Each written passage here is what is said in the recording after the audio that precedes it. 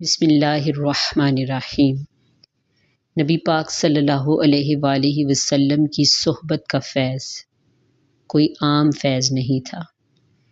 ترمذی میں ہے، ایک دفعہ حضرت ابو ہریرہ رضی اللہ تعالیٰ عنہ نے عرض کی، ہم جب خدمت اقدس میں حاضر ہوتے ہیں تو دنیا ہمیں ہیچ معلوم ہوتی ہے، لیکن جب گھر میں بال بچوں میں بیٹھتے ہیں تو حالت بدل جاتی ہے۔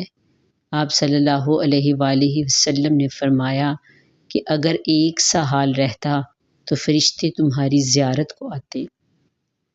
اسی طرح یہ بھی ترمذی میں ہی ہے، حضرت حنظلہ رضی اللہ تعالیٰ عنہ خدمت اقدس میں آئے اور کہا، یا رسول اللہ صلی اللہ علیہ وآلہ وسلم، میں منافق ہو گیا ہوں۔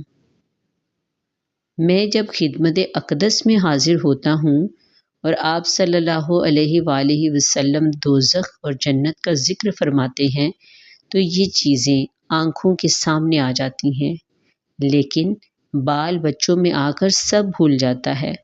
ارشاد ہوا، اگر باہر نکل کر بھی وہی حالت رہتی تو فرشتے تم سے مصافحہ کرتے۔